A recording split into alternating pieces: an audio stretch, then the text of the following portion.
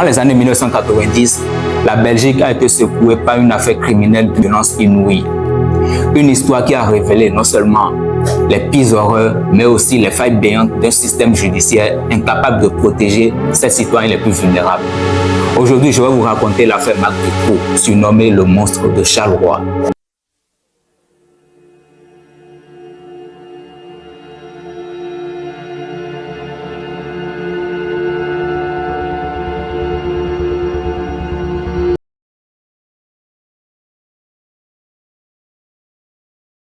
On est le 6 novembre 1956 et le petit Marc va voir le jour et sera l'aîné de 5 enfants. Ses parents sont instituteurs, mais malheureusement pour eux, ils vont divorcer en 1971 et le petit Marc va décider de rester avec sa mère plutôt qu'avec son père. Enfant intelligent, brillant, doué, mais instable et solitaire, Marc va développer très rapidement une personnalité vraiment déviante. En 1986, il se fait connaître de la justice pour de multiples agressions, séquestrations, enlèvements, ainsi de suite. Et en 1989, il sera condamné à 13 ans et demi de prison. Mais, restez tranquille, Marc Dutroux sera relâché après seulement 3 ans de prison, en liberté conditionnelle. Une décision par rapport à laquelle le procureur en charge de l'affaire à l'époque, ainsi que les psychiatres qui examinaient Marc, s'y sont farouchement opposés. Mais il sera quand même relâché après seulement 3 ans.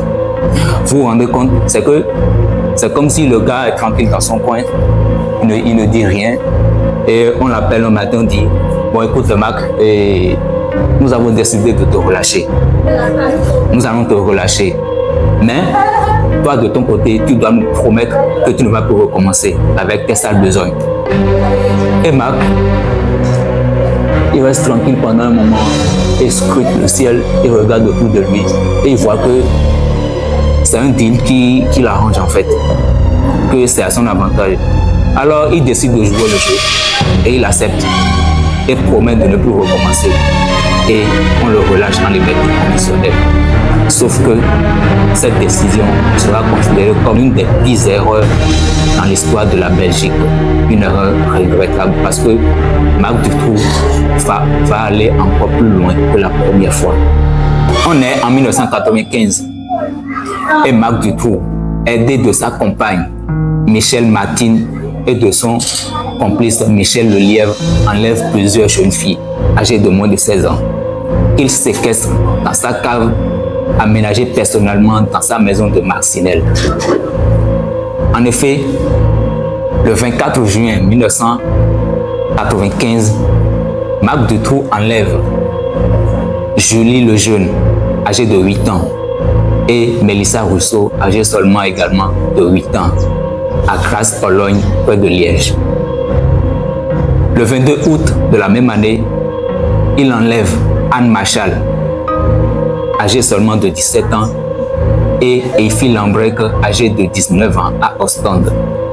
Et pour couronner le tout, le 28 mai 1996, il enlève Sabine Daden, âgée de 12 ans, à Tournai en Belgique. Et enfin, le 9 août 1996, il enlève Laetitia Delez, âgée seulement de 14 ans, à Béatrice. Je tiens à rappeler que ça fait 6 victimes. Et parmi ces 6 victimes, il y a seulement 2 qui sont retrouvées vivantes, à savoir Sabine Daden et Laetitia Delez. Alors, on est le 13 août 1996 et Marc Dutroux va enfin être arrêté par la police après avoir enlevé Laetitia Delez. Dans sa maison, la police découvre Sabine Daden et Laetitia Delez encore vivantes. Peu après, la police exhume les corps de Anne Machal, Julie Lejeune, Mélissa Rousseau et Eiffy Lambrec. Alors, les autorités découvrent l'ampleur des crimes de Marc Dutroux. En fait, Marc Dutroux est un personnage vraiment organisé, un personnage avec beaucoup de tact, vraiment organisé et stratège, pragmatique. Il avait plusieurs maisons plusieurs maisons en Belgique. Et c'est là qu'il faisait ses activités illégales. Alors, il enlève Julie Lejeune, Mélissa Rousseau, Anne Machal, Effie Lambrec, Sabine Daden et Laetitia Delez, qu'il garde dans des conditions vraiment misérables.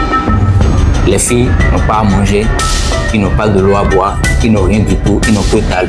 Et c'est dans cette misère que Julie Lejeune, Mélissa Rousseau, Anne Machal et Effie Lambrec font trouver la mort. Alors, regardez très bien, il enterre Julie Lejeune et Mélissa Rousseau dans une propriété principale lui appartenant à Sas-la-Bussière. Je vous mets ça à l'écran. Et Anne Machal et Effie Lambrec dans une troisième propriété lui appartenant. L'affaire Marc Dutroux ne choque pas seulement par les horreurs, mais aussi par les incroyables ratés des autorités belges de l'époque.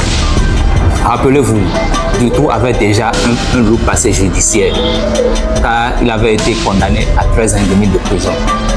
Et des voisins de son entourage entendaient des bruits bizarres venant de sa maison. Et ils sont allés jusqu'à informer la police, les autorités, de ce qui se passait.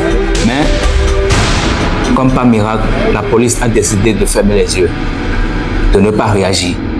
Et ils ont fermé l'affaire. Et en 1995, là encore, la police fait preuve d'une grande incompétence. Lors d'une perquisition dans sa maison, la police n'avait pas découvert la cache, c'est-à-dire la cave où Julie Lejeune et Mélissa Rousseau étaient encore enfermés. Ces dysfonctionnements vont déclencher la colère de toute une nation. On est le 20 octobre 1996 et suite à ces événements, plus de 300 000 à 350 000 personnes descendent dans les rues de Bruxelles. La marche blanche, une manifestation pacifique en mémoire des victimes, mais aussi pour exiger une justice efficace pour les enfants les plus jeunes. Un moment fort gravé dans l'histoire de la Belgique. Après des années d'instruction et de polémiques autour de l'affaire, le procès s'ouvre enfin le 1er mars 2004 à Arlon. Et du tout, au cours de l'affaire, tente de se présenter comme un simple exécutant au service d'un réseau plus vaste, c'est-à-dire que ce n'est pas lui qui donnait les ordres, mais il recevait les ordres qu'il exécutait.